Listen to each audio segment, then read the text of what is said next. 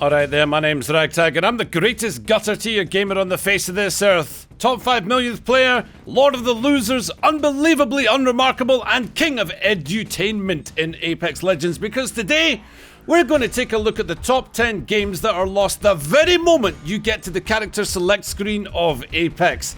Sometimes, as the first legend appears, you can just feel it within your essence. Something is very wrong with the lobby that the matchmaker has just given you. And you know that sinking feeling you get before it turns into a big fat L? Yeah, well that's your tapeworm, sensing the inevitability that it's about to get fed a load of junk food as soon there will be a session of comfort eating that ensues to avoid the pain from losing a game, because God did not want you to survive to the top 3, the top 5, or even the top 15.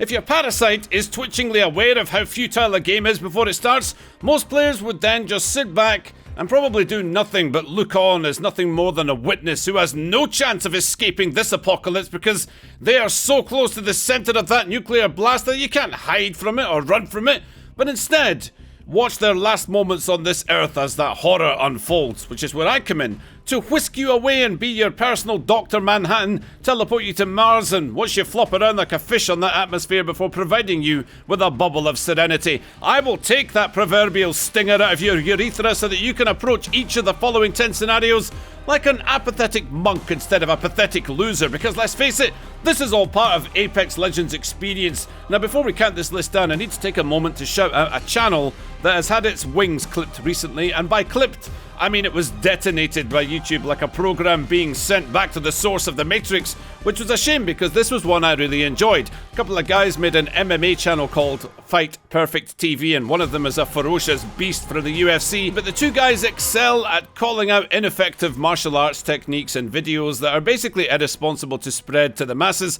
So as far as I was concerned, these guys were doing God's work. However, instead of doing what they were told by YouTube, they went through a back door of the Matrix and have now reappeared with a new channel and a brand new title, Fight Perfect. So if you enjoy MMA or you just want to watch a man called Brad hit his friend Joe repeatedly with an umbrella, then do check them out. But anyway, without further ado, let's get started on this journey with number 1. Don't you take my main. As many of you know, Wraith has been my main for a good amount of time during my Apex Legends career. Well, I use that word loosely, career. Partly because I like her emergency stop button mid-combat, but mainly because I want that small hitbox to give me every advantage possible so that enemies can turn their attentions to my thicker teammates. Now every so often, I will come across a whining little bitch who finds themselves dumped into the player 3 slot, guaranteeing them the jump master and the God-given right to nuke the game by dropping off because I just took their main. And sometimes the whining is immediate and they tippity-tippity tap the keyboard begging for Wraith, or speak to me with a commanding tone that they need her if we're going to win this game, and most of the time I do accept a polite request, so much so that I've started playing a lot of Octane recently, you might have noticed on the channel. But anyway, the whinier it gets, or the desperation starts turning to some sort of demand, then the less chances of them getting what they want. However, sometimes players will just let me know by showing their cursor on the character that they really need, and if I notice it, I will give it up most of the time. But on one particular occasion, I saw them do this and I thought, nah, tough luck, pal. I'm done with Octane for a while. I want to go back to my main. And Wraith is mine for this game. So when it came to their turn, they hesitated for a moment, almost like they were absorbing some kind of catastrophic loss of testicle deflation. But just when I thought they were getting over it because they at least chose another legend, what they were really doing is thinking, I hope you're a god at this, hero. Well, allow me to disappoint. As soon as they saw my 1,651 kills on Wraith, they attempted to reinflate their plums by typing 8.5k. Wow. You get 8,500 kills on Wraith? What a mistake I have made on this day. I can't believe what I just did. I took your hero and I played her. Wraith will forever be tainted by this low 4 figures of the gutter tier. Perhaps it's the time of day I'm playing, guys, but I often come across these people who have some kind of problem with them not getting what they want. But unfortunately, they often become aggravated and it ends in a lost game with them either shouting some abuse or typing some little biatch remark because they went down early and they need to feel justified to remind you that you suck. Well, in my case, joke's on you. I'm about as useful as an ejection seat in a helicopter. Number 2, you'll rot your brain. Now, nothing screams a lost game more than the interference of a wife, a girlfriend, or someone coming into the room to remind your teammate that they shouldn't even be on the game right now because they've got real life stuff to do. And why these people use open mic when others seemingly have open access to their room is beyond me, because the amount of times I've heard something along the lines of, "If you don't get off that game and come get your dinner, I'm gonna smash your keyboard to pieces!" And normally, this is where you would imagine that the player would take control of their microphone and mute it, you know, but no, it's a piece of garbage from the grocery store, the ones that sound like they've been inserted up their back passage. So now we're treated to a front row seat to hear that gamer's response, who now must protect their ego in front of the two witnesses. And they respond with something along the lines of, "Shut up, you cow. I'll be there after this game." Yeah, of course, the woman in their lives will give them the stare of death. And they do what any sane man would do in their position. "Yeah, we'll drop hot, right, and I'll be done in a minute." Oh well, better your teammate dies in the middle of the hot zone in a blaze of glory before they die in real life. Another lost game. And then we come to number 3, taking a shite. Now, we've all had these games where someone doesn't pick a hero because they're making a deposit in the bathroom, and whilst most of us just assume that, you know, your teammate ain't paying attention because their main has already been taken by a previous player, we still expect them to appear by the time the dropship timer counts down, but of course, so often the case being that they don't. And then your other rando genius decides he'd rather finish his chicken nuggets than be the jump master, so he relinquishes it. And of course, it doesn't go to you. Oh, no, of course not. Because that would make sense. No, the gods of RNG ensure that it goes to the other guy who is dumping his nuggets in the crapper, leaving you with the burning question, is he here waiting for a late drop? Maybe he's going to drop anytime now. Yeah, he's going to... No, he's not. He's not. So you jump off solo at the last minute, and you end up a man down, and you're fighting for yourselves on some rocky, molten cliff edge where no loot is anywhere to be found, and your other teammate, well, he appropriately plops himself into the ocean.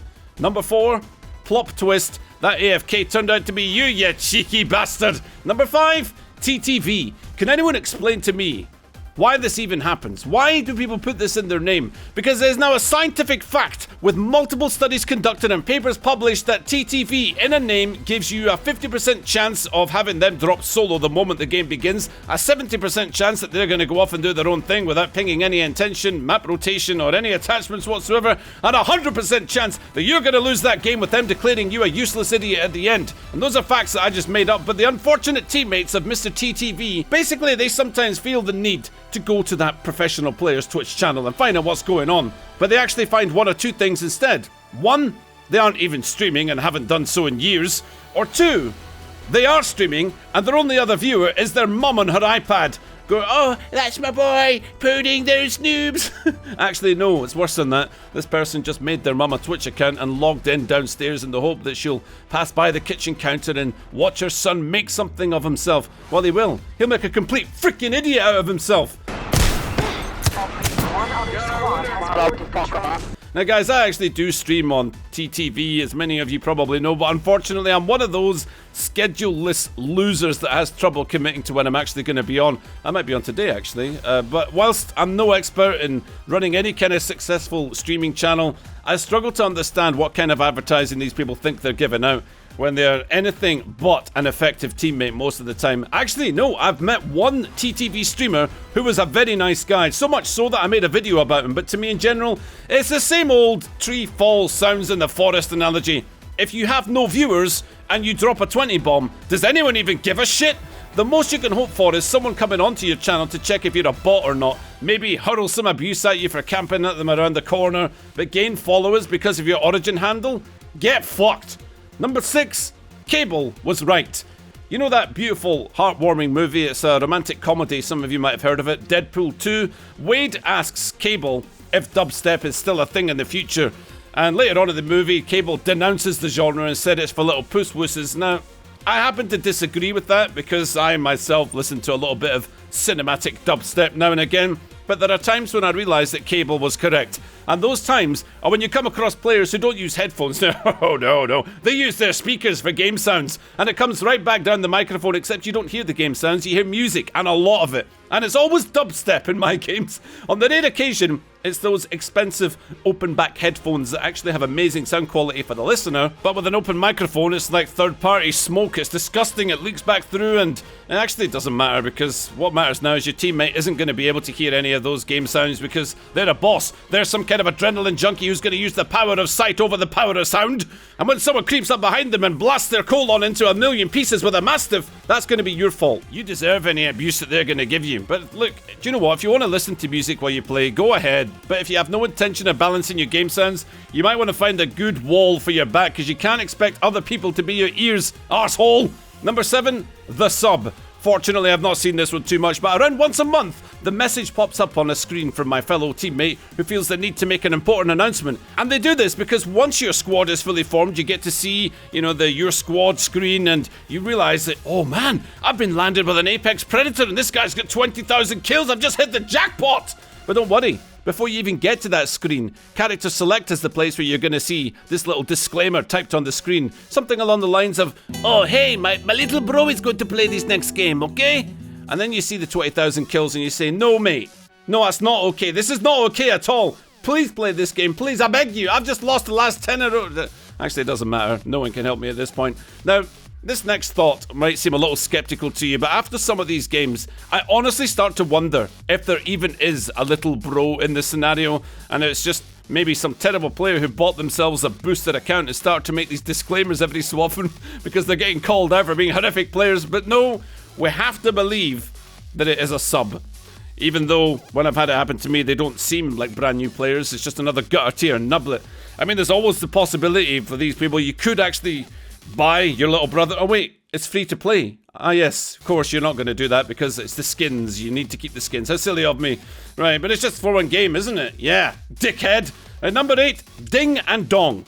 Have you ever found yourself solo queuing, but your teammates have matching couple names such as XX Joker XX, alongside his partner in crime XX Harley Quinn XX? And whenever I see such an inbred combination, I know my chances of winning are out of the window. Now don't get me wrong, when I see clan tags, I have a better experience and often find them to be quite cooperative, even talkative and willing to share loot and discuss where to go as well as make simple callouts. But the couples' names, however, they mostly behave like total cockbags, and they either move around as if you don't exist or berate your every move that isn't some kind of psychic prediction of what they perceived as the next correct thing to do. Now these are possibly boyfriend-girlfriend duos who turn up to Halloween parties with the same costume as their names, only to realise that they've used the most unoriginal idea in the world and they have to mingle with 25 other Joker and Harley Quinn couples. But I suppose at least they go out. Unlike me, I sit here day after day having one existential crisis after another. Anyway, screw you, Ding and Dong. You're costing me games. Number 9, I love you 3000. I don't know why I called it that, just that the number reminds me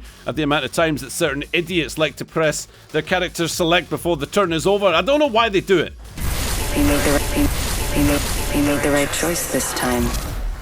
Perhaps they just enjoy hearing the sound of the legend coming into existence as they select it, but more likely, they're trying to induce a seizure in their fellow teammates by creating this combination of irritating audio and visual effect that I often tab... who am I kidding? I'm always alt-tabbed during the character select screen, but people like this is the reason why. Because I truly have no idea why anyone would bother to select and deselect their character 3,000 times! And you can't blame behaviour on the amount of Red Bulls that have been consumed that evening, or recreational tropical brain the brain pills that make you faster in game and able to say words with more than 2 syllables. Anyway, I can honestly say I have never won a game where the twitchy character selector repeatedly assaulted my ears.